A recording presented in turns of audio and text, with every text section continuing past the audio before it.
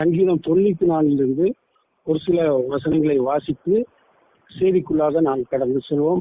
கர்த்தர் நம்மளோடு இடைப்படுவாராக. கர்த்தருக்கு மகிமை உண்டாதாக. சங்கீதம் 94 அதுல 3-6 வசனங்களை நான் வாசிக்கிறேன். சங்கீதம் 94 3-6 வசனங்கள். கர்த்தாவே, துன்மார்க்கர் எதுவரைக்கும் மகிழ்ந்து துன்மார்க்கர் எதுவரைக்கும் கழிந்து கூறுவார்கள்? எதுவரைக்கும் அக்கிரமக்காரர் யாவரும் வாயாடி கடினமாய் பேசி பெருமை பாராட்டுவார்கள்? கர்த்தாவே, அவர்கள் உமது ஜனத்தை நொறுக்கி உமது சுதந்திரத்தை ஒடுக்கிறார்கள். விதவையையும் பரதேசியும் கொண்டு திக்கற்ற பிள்ளைகளை கொலை செய்கிறார்கள். ஆம் பிரியமானவர்கள், இதற்கு இந்த செய்திக்கு ஒரு தலைப்பு கொடுக்க வேண்டும் என்றால் கர்த்தரை நம்புகிறவர்களுக்கு. இது செய்தியின் தலைப்பு கர்த்தரை நம்புகிறவர்களுக்கு. இது தாவீதினால் எழுதப்பட்ட சங்கீதம். இந்த 94ஆம் சங்கீதம் ஒரு தாவீதினால் எழுதப்பட்ட சங்கீதம். இந்த 3-6 வசனத்தை நாம் வாசிக்க கேட்டோம்.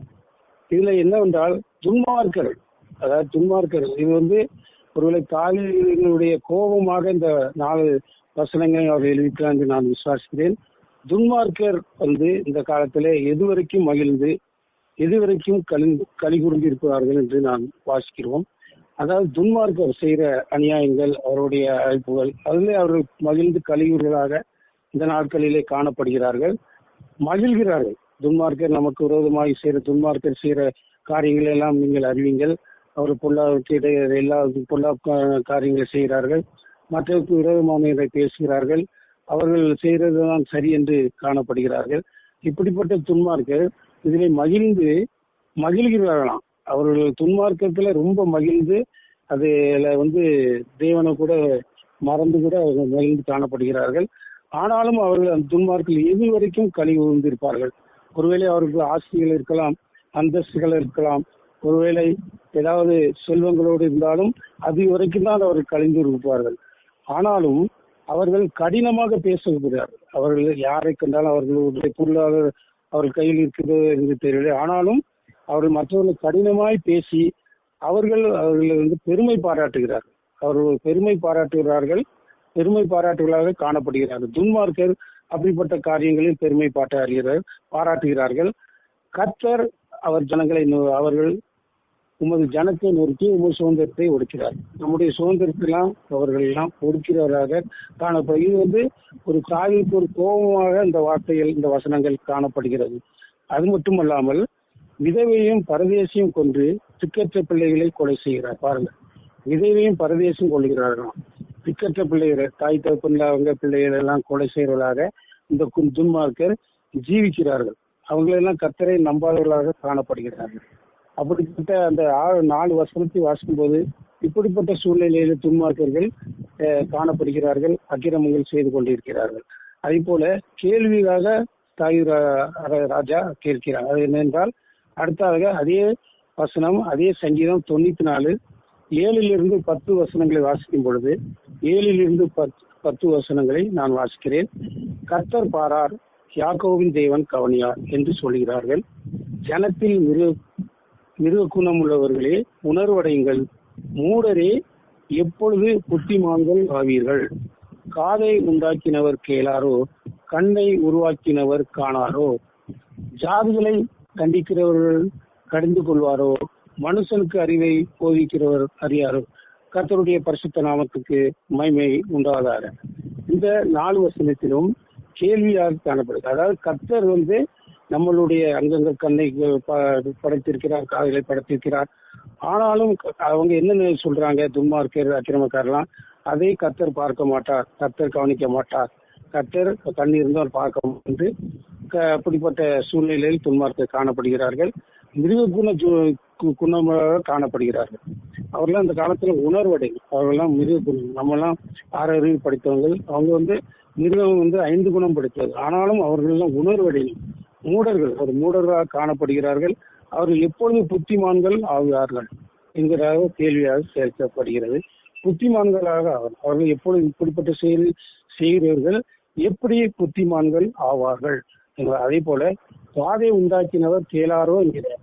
காதை நமக்கு கர்த்தர் தான் காதை கொடுத்திருக்கிறார், கண்களை கொடுத்திருக்கிறார், உடலில் உள்ள எல்லாரும் கொடுக்கிறார். ஆனாலும் காதை உண்டாக்கினவர் கேளாரோ, அது காது கேட்காம இருக்காரோ, கண்ணை உருவாக்கினவர் காணாரோ, கண் இருந்தும் அவர் காணாரோ அப்படிங்கிற கேள்வி அவருக்குள்ளே எழுந்திருந்தது. அப்படிப்பட்ட சூழ்நிலையில அந்த துன்மார்கள் ஜீவித்துக் கொண்டிருக்கிறார். கர்த்தருடைய நாமம் பரிசுத்தம், கர்த்தருடைய நாமத்துக்கு மகிமை உண்டாவதாக.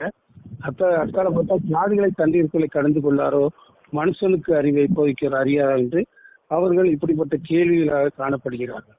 ஆகவே தாவீதுக்கு கோபம் ஃபர்ஸ்ட் 3 வரைக்கும் வாசித்தோம்.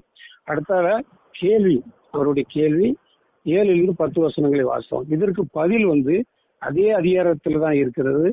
பதிலை நான் வாசிக்கிறேன். அதே சங்கீதம் 94:23 கடைசி வசனம் வாசிக்கிறேன்.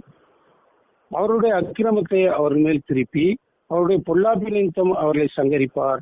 நம்முடைய தேவனாய் கர்த்தரே அவர்களை சங்கரிப்பார். ஆமேன், அல்லேலூயா. ஏனென்றால் கர்த்தரே அவர்களை பார்த்துக் கொள்வார். அவர்களே கர்த்தர். அதுக்கு பதில் தாவீதுடைய கோபத்துக்கும் கேள்விக்கும் பதில் என்றால் இந்த வசனம் தான். அவருடைய அக்கிரமத்தை அவர்களை திருப்பி அவருடைய பொல்லாப்பின் நிமித்தம் அவர்களை சங்கரிப்பார் என்று நாம் வாசிக்கிறோம். நம்முடைய தேவனாய கர்த்தரே அவர்களை சங்கரிப்பார். இப்படிப்பட்ட துன்மார்க்கரை, இப்படிப்பட்ட அந்த துன்மார்க்கர் மற்றும் அக்கிரமக்காரர்கள் எல்லாரையும் கர்த்தரே சங்கரித்துக் கொள்வார். ஆனாலே அப்படிப்பட்ட பதிலை இந்த சங்கீதத்தில் நாம் பார்க்கிறோம். ஆனாலும் இப்பொழுது இரண்டாவதாக நாம் கர்த்தரை நம்புகிற நமக்கு எப்படிப்பட்ட ஆசீர்வாதங்கள் நமக்கு காணப்படுகிறது. கர்த்தரை நாம் உண்மையாய் நம்பியிருந்தால் நமக்கு கொடுக்கப்படுகிற ஆசீர்வாதங்கள் ஒரு 4 ஆசீர்வாதம். அதை சொல்லி சுருக்கமாக இந்த செய்தியை முடிக்க நான் ஆசைப்படுகிறேன். விசேஷமாக இந்த நாட்களில் கர்த்தரை நம்புகிற நமக்கு, நம்ம பரிசுத்தமாக இருக்கோம், கர்த்தரை நம்பியே ஜீவிக்கிறோம். கர்த்தர் நமக்கு ஒருபோதும் கைவிட மாட்டார். அவர் நம்மை தாங்குகிறார், துணையாயிருக்கிறார். இப்படிப்பட்ட கர்த்தரை நான் நம்பியிருக்கேன். நமக்கு கர்த்தர் ஒரு முன்னுதாரணமான ஒரு வசனத்தை நமக்கு தெளிவுபடுத்துகிறார். அது என்னவென்றால் சங்கீதம் 94:14. சங்கீதம் 94:14 அதை நான் வாசிக்கிறேன். முன்னுதாரணமாக அந்த வசனத்தை நான் வாசிக்கிறேன். கர்த்தர் தம்முடைய ஜனத்தை நெகிழ விடாமலும் தம்முடைய சுதந்திரத்தை கைவிடாமலும் இருப்பார். ஆமீன், அல்லேலூயா. கர்த்தருக்கு மகிமை உண்டாதாக. பாருங்க, நம்முடைய ஜனத்தை அவர் நெகிழ விட மாட்டார். எப்பொழுதும் நெகிழ மாட்டார், நம்ம கைவிட மாட்டார். கைவிடாத தேவன். கர்த்தரை நம்புகிற நமக்கு அவர் நம்மளை கைவிட மாட்டார், நெகிழ மாட்டார். அந்த விசுவாசம் நம்மிடத்தில் காணப்பட வேண்டும், கண்டிப்பாக காணப்பட வேண்டும். அப்படி இருந்தால் கர்த்தர் நம்மளை நெகிழ விட மாட்டார், அவர் நம்மளை கைவிடவும் மாட்டார், அவர் ஒருபோதும் கைவிட மாட்டார். ஆமீன், அல்லேலூயா, ஸ்தோத்திரம். அதே போல இந்த வசனத்திலிருந்து ஒரு 5 ஆசீர்வாதத்தை கர்த்தர் நமக்கு இதே வசனத்திலிருந்து, இதே அதிகாரத்திலிருந்து ஒரு 5 ஆசீர்வாதங்களை கர்த்தர் நமக்கு தருகிறார். அதை நான் வசனத்தின் மூலம் நான் சொல்கிறேன். முதல் ஆசீர்வாதம் என்னவென்றால் கர்த்தர் துணையாய் இருக்கிறார். அல்லேலூயா, ஸ்தோத்திரம். கர்த்தர் நமக்கு துணையாய் இருக்கிறார். அதே சங்கீதம் 94:17 நாம் வாசிப்போம். சங்கீதம் 94:17. அல்லேலூயா. கர்த்தர் எனக்கு துணையாய் இராவிட்டால் என் ஆத்துமா சீக்கிரமாய் மௌனத்தில் வாசம் பண்ணியிருக்கும். அல்லேலூயா. பாருங்க, கர்த்தர் நமக்கு துணை இந்த நாட்களில் இல்லாவிட்டால் நம்ம எப்பொழுதும் மாண்டிருப்போம். நம்ம இந்த ஆத்மா சீக்கிரமாக கூட அந்த இடத்தை எடுக்கப்பட்டிருக்கலாம். ஆனால் கர்த்தர் தான் நமக்கு இந்த நாட்களில் துணையா இருந்து நம்மளை பாதுகாத்து வருகிறார், குடும்பத்தை பாதுகாத்து வருகிறார்.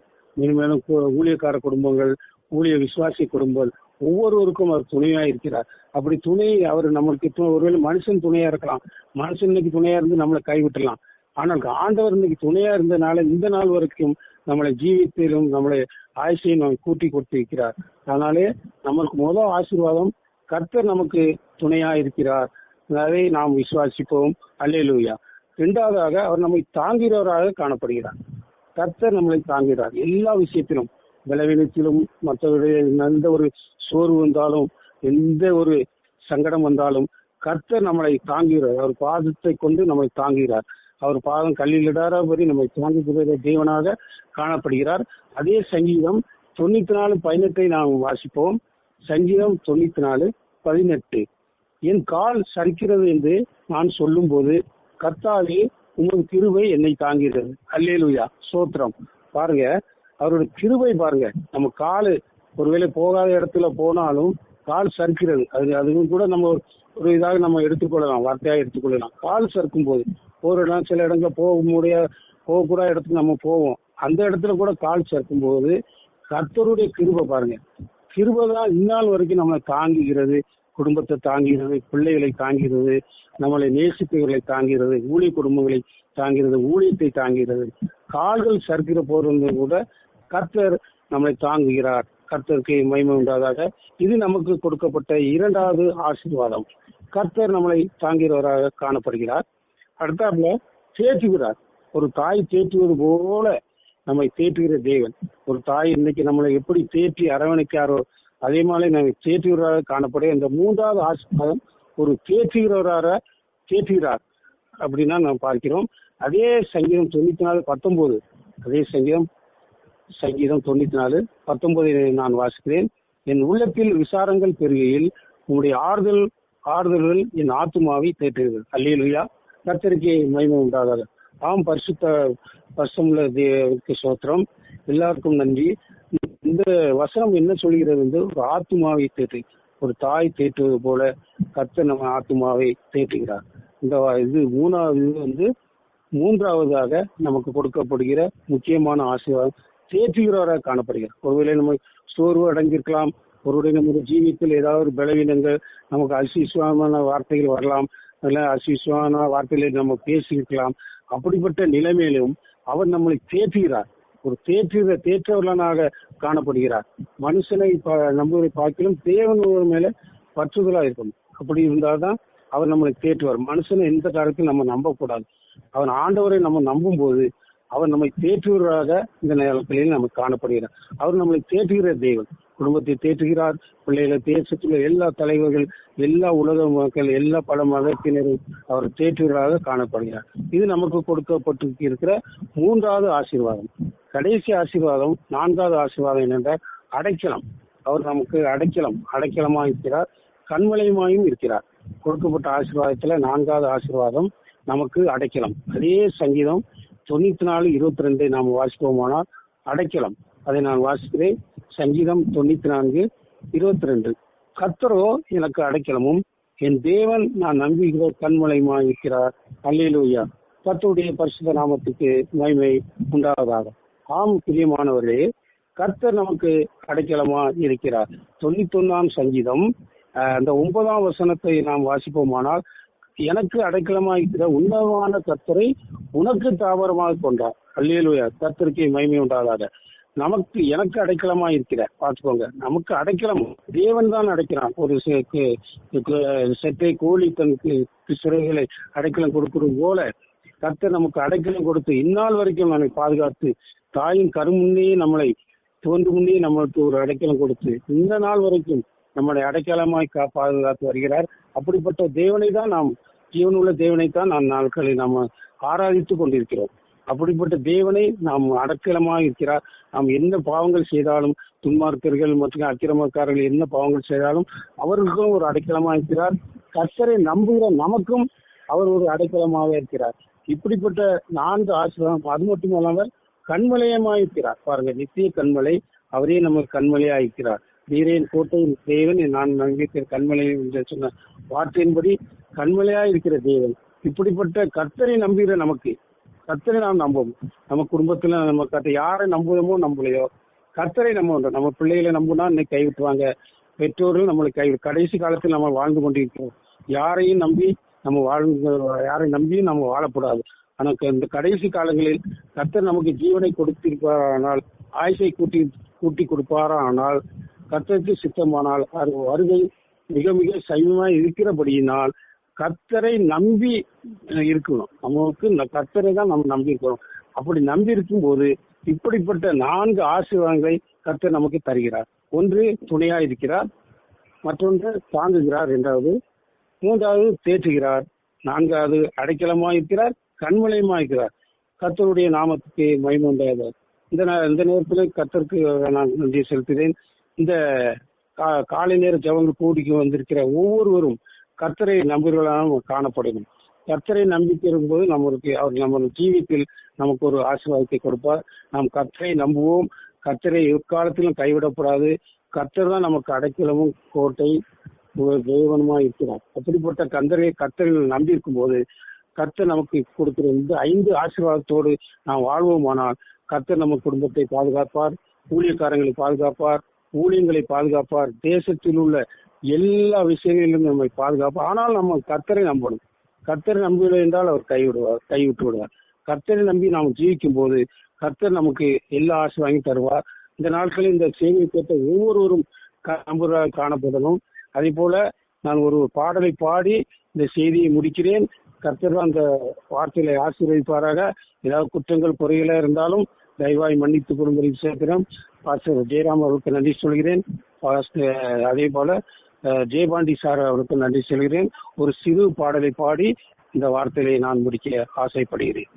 கர்த்தரை நம்பியே ஜீவிப்போம், கவலை கஷ்டங்கள் தேர்ந்திடும், கைவிடா காத்திடும் பரமனின் கரங்களை நாம் பற்றி கொள்வோம், கைவிடா காத்திடும் பரமனின் கரங்களை நாம் பற்றி கொள்வோம். உண்மை வழி நடந்திடும் உத்தமனுக்கென்றும் கர்த்தர் துணை. உண்மை வழி நடந்திடும் உத்தமனுக்கென்றும் கர்த்தர் துணை. கண்களவன் மீது வைத்திடுவார், கருத்தாய் காத்திடுவார். கண்கள் அவன் மீது வைத்திடுவார், கருத்தாய் காத்திடுவார். கர்த்தரை நம்பியே ஜீவிப்போம், கவலை கஷ்டங்கள் தீர்ந்திடும், கைவிடா காத்திடும் பரமனின் கரங்களை நாம் பற்றி கொள்வோம். ஜீவதேவன் பின் செல்லுவோம், ஜீவ ஒளிதனை கண்டடைவோம். ஜீவதேவன் பின் செல்லுவோம், ஜீவ ஒளிதனை கண்டடைவோம். மனதின் காரிருள் நீங்கிடவே மாசமாதானம் தங்கோ. மனதின் காரிருள் நீங்கிடவே மாசமாதானம் தங்கும். கர்த்தரை நம்பி ஜீவிப்போம், கவலை கஷ்டங்கள் தீர்ந்திடும், கைவிடா காத்திடும் பரமனின் கரங்களை நாம் பற்றி கொள்வோம். கைவிடா காத்திடும் பரமனின் கரங்களை நாம் பற்றி கொள்வோம். ஆம், நாம் கர்த்தரையே நம்பி ஜீவிப்போம். கர்த்தர் தான் இந்த வார்த்தைகளை ஆசீர்வதிப்பாராக. ஆமேன். அல்லேலூயா.